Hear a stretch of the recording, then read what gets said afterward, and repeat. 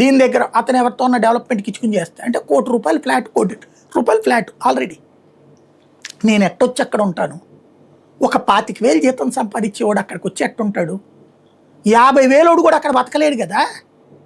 లేదు, ఒక ఇంట్లో పని మనిషిగా చేసేటటువంటి అమ్మాయి అక్కడ ఎట్ట బతుకుతుంది? వాళ్ళకి అయ్యో కడతాం ఇల్లు అన్నారు. ఇది ఫ్యూచరే కదా, ప్రజెంట్ టెన్స్లో కాదు కదా. 11 ఏళ్ళు అండి రాజధాని వచ్చి. 11 ఏళ్లలో ఎలాగ మనం ఏం చేస్తున్నాం అక్కడ మధ్యతరగతి బతకడానికి? ఒక ఎంఐజీ, ఎల్ఐజీ, హెచ్ఐజీ లాంటి అపార్ట్మెంట్లు ఏమైనా కట్టించామా హౌసింగ్ బోర్డు టైప్లో? లేదు. పేదలకి ఇందిరమ్మ, రాజీవ్ గృహకల్ప, లేకపోతే మనం చెప్పే వాంబే లేదా టిట్కో ఇళ్ళు ఏమైనా కట్టించాము? అదేదో కట్టిస్తామంటున్నారు ఇంకా. అవేమీ లేకుండా అది రాజధాని 29 గ్రామాలు. అదే ఇవన్నీ కలిపేశారనుకోండి, ఇంకెవరిని అడగక్కర్లేదు కదా, అందరం బతుకుతుంటారు కదా. ఇప్పుడు అక్కడికి ఏమిటి వెళ్తున్నారు? సచివాలయంలో పనిచేసే ఉద్యోగులు ఎవరన్నా 29 గ్రామాల్లో ఉంటున్నారా?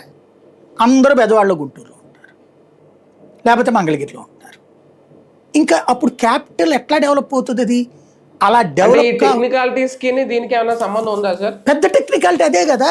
నువ్వు ఇచ్చేటప్పుడు రాజధాని ఇదిగో అనేది ఏంటో చెప్పకుండా రాజధాని రాసుకోపో అంటే ఎట్లా? కేంద్రం ఈ టెక్నికాలిటీస్ అన్ని చూసి వాళ్ళు అడగరు, అసలు వాళ్ళు ఏమి అడగరండి. వాళ్ళకి రాజధాని అనేటటువంటిది ఒక అబ్బూస్. రాజధానికి ఎంత డబ్బులు ఇవ్వాలి, ఇస్తారు అంతే. అప్పుడు రాయ్పూర్కి ₹5,000 5,000 కోట్లు ఇచ్చారు, 500 కోట్లు, 5,000